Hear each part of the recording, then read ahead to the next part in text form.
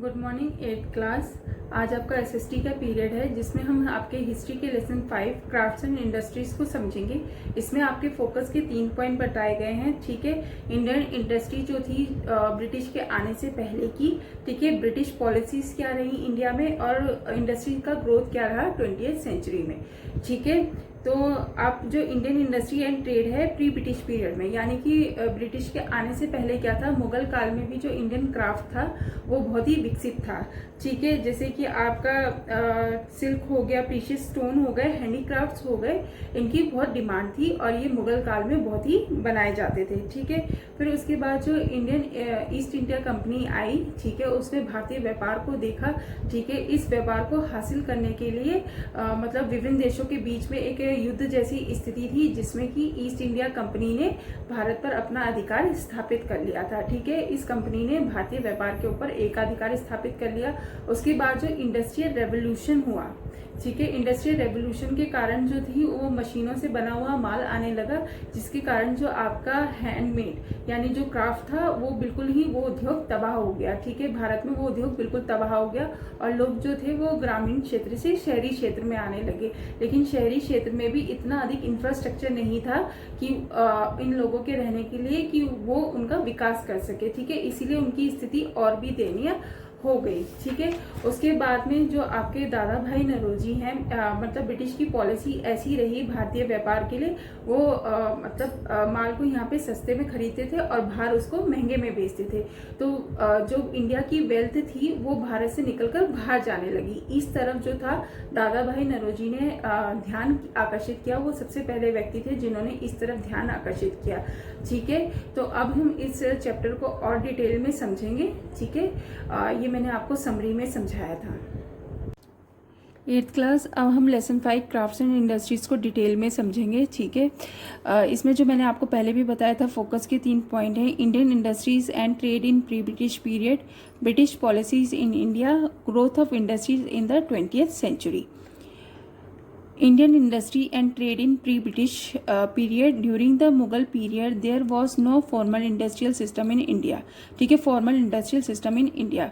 जो मुगल पीरियड था उसमें कोई भी फॉर्मल इंडस्ट्रियल सिस्टम नहीं था इंडिया के अंदर। Nevertheless different crafts and industries were flourishing in different urban centre. लेकिन उसके बावजूद भी जो आपका क्राफ्ट और इंडस्ट्री थी वो बहुत अच्छे से फल फूल रही थी। High quality goods were being produce in the royal cottage industry, urban domestic industries and royal कारखानास और वर्कशॉप। जो आपका हाई क्वालिटी के गुड्स थे वो प्रोड्यूस किए जा रहे थे। कहाँ प्रोड्यूस किए जा रहे थे? जो आपकी रॉयल कॉटेज इंडस्ट्रीज थी, अर्बन डोमेस्टिक इंडस्ट्रीज थी एंड रॉयल कारखानास और वर्कशॉप थे। These goods were being exported to different parts of the world through the flourishing maritime trade during the Mughal rule. और इन गुड्स को जो था वो एक्सपोर्ट भी किया जाता था डिफरेंट पार्ट्स ऑफ वर्ल्ड में। ठीक है, मुगल पीरियड में textile muslin, silk, precious stone and handicrafts were some of the items of export. और किन चीज़ों का एक्सपोर्ट किया जाता था? आपकी टेक्सटाइल हो गए, आपके मसलिन हो गए, सिल्क हो गया, प्रीशियस स्टोन हो गए और हैंडीक्राफ्ट का। The scenario was overturn with the coming of the European trading company. और ये जो सिनारियो था वो कब चेंज हुआ? जब यूरोपियन ट्रेडिंग कंपनीज भारत के अंदर आई। The English East India company takes over.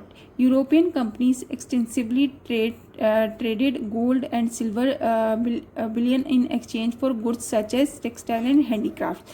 ठीक है, जो यूरोपियन कंपनीज थी वो अपने व्यापार के लिए किसका इस्तेमाल करती थी? गोल्ड और सिल्वर का इस्तेमाल करती थी, जो भी गुड्स होते थे उनको टेक्सटाइल और हैंडीक्राफ्ट्स में खरीदने के लिए।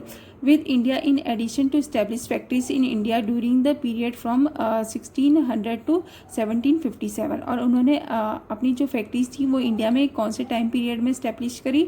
1600 से लेकर 1757 के बीच में। दे ऑल्सो रिसीव्ड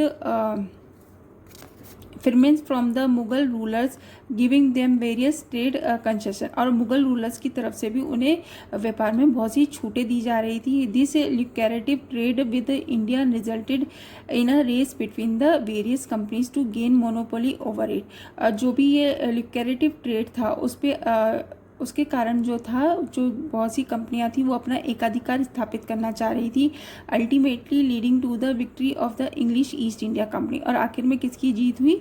आपकी इंग्लिश ईस्ट इंडिया कंपनी, जिसे आप EEIC के नाम से भी जानते हैं। The victory of the EEIC in 1757 allowed the British to increase their political control in India. और इसके जो EEIC जो कंपनी की 1757 में जो जीत हुई उसके कारण उसका जो पॉलिटिकल कंट्रोल था वो भी भारत के ऊपर बढ़ गया। They wanted to ensure that the Indian economy directly served its need। और वो क्या चाहते थे, जो इंडियन इकोनॉमी थी वो डायरेक्टली जो उनकी नीड है उसको सर्व करे। The company gained control over the land revenue collection and trade which directly affect the rural economy. ठीक है, और कंपनी का जो कंट्रोल हो गया था वो किसके ऊपर हो गया था, जो लैंड रेवेन्यू कलेक्शन था और ट्रेड था उसके ऊपर कंपनी ने डायरेक्टली जो था अपना अधिकार स्थापित कर लिया था, जिसने कि रूरल इकोनॉमी को बहुत ही इफेक्ट किया। In 1764 the British received the diwani of Bengal, Bihar and Orissa. और 1764 में जो ब्रिटिश थे उन्होंने जो दीवानी अधिकार थे बंगाल, बिहार और उड़ीसा के वो भी हासिल कर लिए। This allowed them to use the revenue collected from the Bengal region to finance trade with not only India but even other company, investment and private traders. और उसके कारण क्या हुआ था, उनको जो वो रेवेन्यू इकट्ठा करते थे बंगाल के रीजन से, उसके कारण उन्होंने न केवल भारत में बल्कि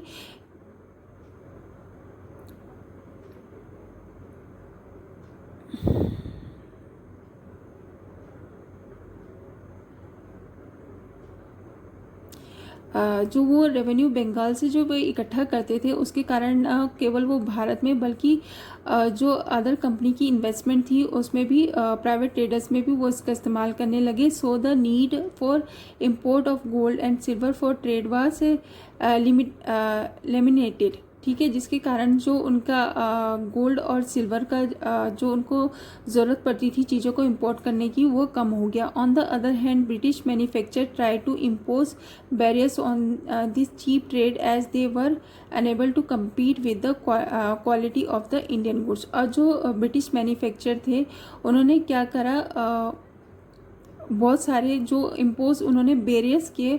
अब किस लिए, क्योंकि उनका जो अपने जो चीप ट्रेड था उसके लिए, क्योंकि वो क्वालिटी में जो इंडियन गुड्स थे उसके साथ compete नहीं कर सकते थे।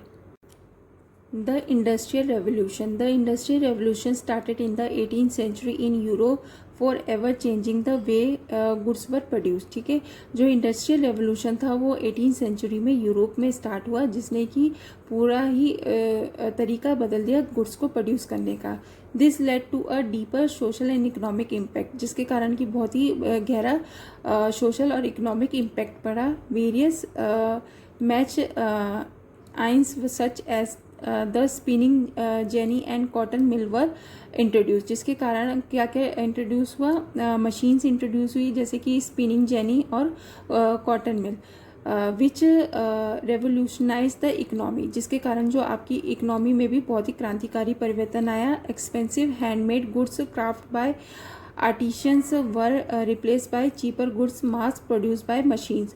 और जो आपके एक्सपेंसिव हैंडमेड गुड्स होते थे, जो क्राफ्ट था आपका, उसको किसने रिप्लेस कर दिया, cheaper goods mass produce by machine. जो चीपर गुड्स थे बहुत ही अधिक मात्रा में जो मशीन्स के द्वारा प्रोड्यूस किए जाते थे उसने by unskilled workers who were paid minimal wages.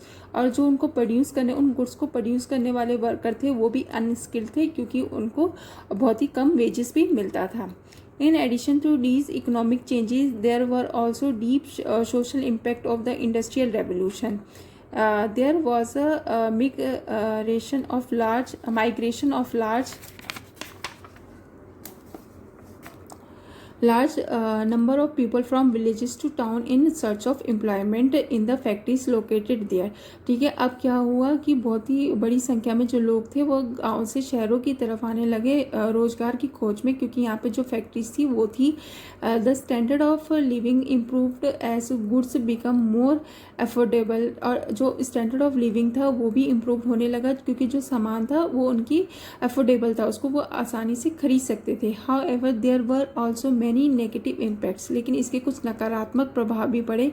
The towns lacked proper infrastructure to match the influx of people and the workers often lived in wretched condition. और जो क्योंकि टाउन्स में जो था वो प्रॉपर इंफ्रास्ट्रक्चर नहीं था और वर्कर्स थे वो बहुत ही दयनीय दशा में रहते थे। They were paid very poorly and they had very long working hours. उनको तनख्वाह भी बहुत कम मिलती थी और उनके जो काम के घंटे थे वो भी ज़्यादा थे। इफेक्ट ऑन अदर कंट्रीज, और इसका इफेक्ट दूसरी कंट्रीज पे क्या पड़ा। The industrial revolution which started in Europe deeply affected other countries. जो आपका इंडस्ट्रियल रेवोल्यूशन जो था जो यूरोप में स्टार्ट हुआ उसका दूसरी कंट्रीज पे भी बहुत गहरा प्रभाव पड़ा। In created to an increase demand for raw materials and search for new markets for the manufacture good. अब क्या हुआ कि जब डिमांड बढ़ने लगी तो उसके लिए कच्चा माल भी चाहिए था और उस बने हुए माल को बेचने के लिए नई मार्केट भी चाहिए थी। ठीक है, the European countries race to acquire colonies which would meet both of these demand. और यूरोपियन कंट्रीज में मतलब अपने उपनिवेशवाद स्थापित करने की एक होड़ सी लग गई जिसमें कि इन दोनों चीज़ों को पूरा किया जा सके। A new market for the factories made good was created in these colonies. जो ये न्यू मार्केट के लिए जो गुड्स थे वो इन्हीं कॉलोनीज में तैयार किए जाते थे with the local handmade products being unable to compete. और इनके साथ जो आपके लोकल हैंडमेड प्रोडक्ट्स थे वो कम्पीट नहीं कर पा रहे थे। In turn the farmers were produce to grow the raw materials. अब क्या हुआ कि फार्मर्स को फोर्स किया जाने लगा कि वो कच्चा माल का ही उत्पादन करे to satisfy the increasing needs. जो आवश्यकताएं बढ़ी हैं उनको पूरा करने के लिए। British policies in India, the transition of the market demand to factories made goods put the artisan and craftspeople out of work and led to the de-urbanization of India। ठीक है, जो मार्केट का ट्रांजिशन हुआ तो जो demand थी वो factory made goods की होने लगी और जो आर्टिशंस और क्राफ्ट पीपल थे जो उनके द्वारा सामान तैयार किया जाता था उसकी मांग कम हो गई। With no employment in cities such as Dhaka, Murshidabad etcetera, people return to villages. अब जब क्या हुआ कि अब लोगों को एम्प्लॉयमेंट नहीं मिला सिटीज़ में तो लोग वापस गांव लौटने लगे। Where the main means of employment was agriculture. जहाँ पे जो एम्प्लॉयमेंट का जो दूसरा तरीका था वो क्या था, सिर्फ खेती था। This reduce India to a supplies of raw materials and a market of the goods made in Britain. ठीक है, अब इसके कारण क्या हो गया, इंडिया जो था वो रॉ मटेरियल सप्लाई करने वाला बन के रह गया and a market for the goods made in Britain. और ये एक बड़ी मार्केट के रूप में उभरा उन गुड्स के लिए जो ब्रिटेन में तैयार होती थी। The infrastructure of the country was improved to facilitate these new changes. और जो इंफ्रास्ट्रक्चर था भारत का उसमें भी इम्प्रूवमेंट आई इन न्यू चेंजेस के कारण। रोड्स कैनल्स पर इम्प्रूव, जो आपकी रोड्स थी कैनल्स थी उनको इम्प्रूव किया गया। रेल ट्रांसपोर्टेशन को भी इंट्रोड्यूस किया गया। These changes also allowed British to control their empire more effectively. और इन चेंजेस के कारण जो ब्रिटिश थे उनका कंट्रोल, जो अपने साम्राज्य को वो इफेक्टिवली मतलब कंट्रोल कर सकते थे। Additional infrastructure empowerment elsewhere such as the buildings of the Suez Canal in Egypt also aided the British Empire in India. The decline of the craft industry in India mostly aided by the British policy of one-way free trade. जो भारत में जो भारतीय craft का जो पतन हुआ वो किस कारण, ब्रिटिश की किस पॉलिसी के कारण हुआ, वन वे फ्री ट्रेड के कारण। This policy allowed tax from import of British goods. इस पॉलिसी में क्या था, इस पॉलिसी ने अलाउ किया था कि टैक्स जो है इम्पोर्ट ऑफ ब्रिटिश गुड्स से, while Indian export to Britain had to pay taxes as high as 400%। जो भारत से बाहर जो माल जाता था उस पर जो था बहुत ही ज़्यादा कर लगाया जाता था, वो 400% तक था। और जो भारत में माल आता था ब्रिटेन से उस पर कोई भी कर नहीं लगाया जाता था। Additionally the abolition of the EEIC monopoly over the Indian market in 1813 allowed other British company to enter the Indian market. जो 1813 में जो EEIC की मोनोपोली थी वो भारत में ख़त्म हो गई थी, जिसके कारण से और ब्रिटिश कंपनियां जो थी वो भारतीय मार्केट में प्रवेश करने लगी। The Indian craft industry struggle to survive these increase competition, और जो इंडियन क्राफ्ट इंडस्ट्री थी उसका स्ट्रगल जो था वो भी और बढ़ गया। The Indian craft industry struggle to survive in these increase competition. The British rule in India led the drain of Indian wealth in a systematic manner, और जो ब्रिटिश रूल था इंडिया में उसने क्या किया, जो इंडियन वेल्थ थी उसको ड्रेन करना शुरू कर दिया। The nationalist leader Dadabhai Naoroji first articulated the drain of wealth theory by pointing out how the Indian wealth was being drain. जो सबसे पहले जो इस पॉइंट को किसने उठाया था, दादा भाई नौरोजी ने उठाया था कि कैसे जो इंडिया की वेल्थ है वो बाहर जा रही है away to Britain with no returns to India, जो वो ब्रिटेन जा रही है लेकिन भारत में कुछ भी वापस नहीं आ रहा। This had impoverished the nation and India was devastated by famines with the death of millions of people. Growth of industries in the 20th century. ठीक है, 20th सेंचुरीज में इंडस्ट्रीज़ की ग्रोथ कैसी थी अब हम उसको समझेंगे। The first step to establish industries in India were taken up during the Swadeshi movement. ठीक है, इंडिया में जो फर्स्ट स्टेप था इंडस्ट्री इस्टेब्लिश करने का वो कब लिया गया, स्वदेशी मूवमेंट के दौरान लिया गया, in the earlier 20th century.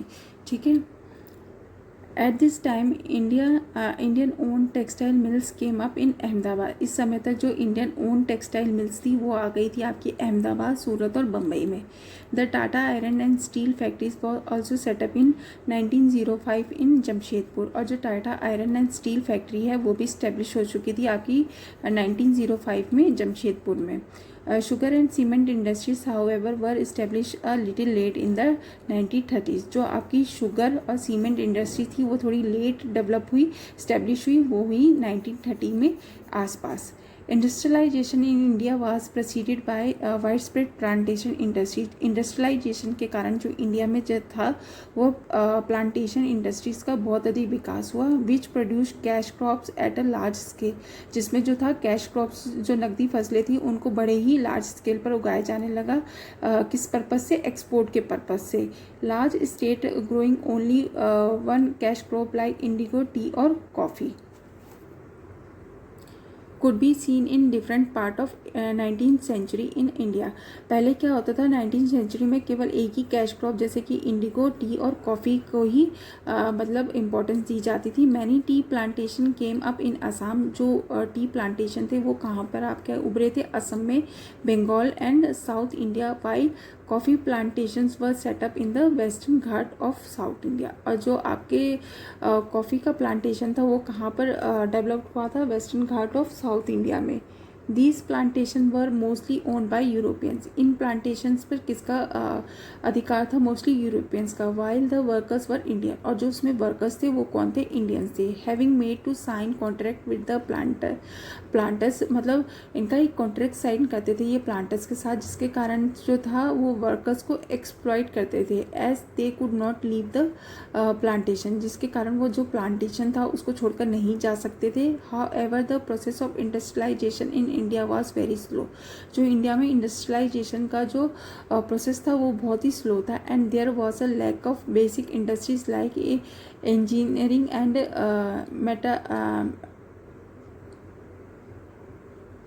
Metallurgical workers. ठीक है, इसमें जो वर्कर्स थे, इंजीनियर्स थे और मेटलॉजिकल वर्कर्स थे, उसकी भी कमी थी। The colonial government also did not take up step to improve the condition. और जो कॉलोनियल गवर्नमेंट थी उसने भी कोई स्टेप नहीं उठाए थे इस कंडीशन को इम्प्रूव करने के लिए। There was also lack of qualified and skilled labours. और किसका अभाव था, क्वालिफाइड और स्किल्ड लेबर का भी अभाव था to work in industry at higher post. ठीक है, जो ऊंची पद थे उन पर जो लेबर और जो स्किल्ड लेबर और जो वर्कर थे वो काम कर सके, उनका अभाव था। As a result at the time of independence the industrial development in India was stunt and thus the succeeding government which came to rule the country and to take up important step for further industrialisation of the country, जिसके कारण जो भारत में था industry का विकास जो था वो बहुत कम हुआ था। और जो भी गवर्नमेंट आती थी उसके सामने पहली चुनौती क्या रहती थी कि वो इंडस्ट्रियलाइजेशन करे अपनी कंट्री का।